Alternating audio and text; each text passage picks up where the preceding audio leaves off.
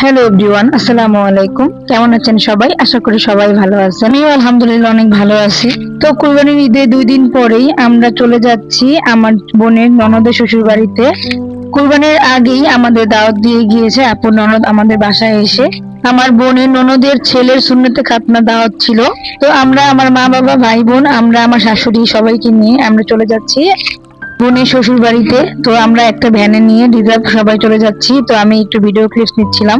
এই ধরনের পারিবারিক অনুষ্ঠানগুলো সত্যিই অনেক মূল্যবান, কারণ সবাই একসাথে হলে আনন্দ আরো বেড়ে যায়। তাই আমি ভাবলাম অল্প কিছু হলেও এই দিনটির কিছু মুহূর্ত আপনাদের সাথে শেয়ার করি।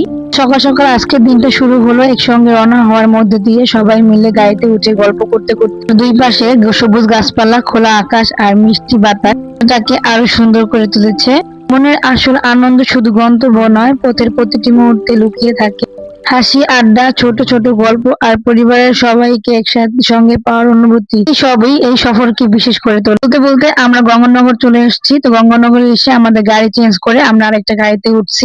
এই এলাকায় যাচ্ছি, এই এলাকায় আমি জীবন প্রথম যাচ্ছি, কারণ আমাদের জাজিরার ভিতরে হয়েও আমি আসলে কখনোই যাই নাই। তো এই তো আমরা বাসায় গিয়ে আমরা খেতেও বসে গেছি।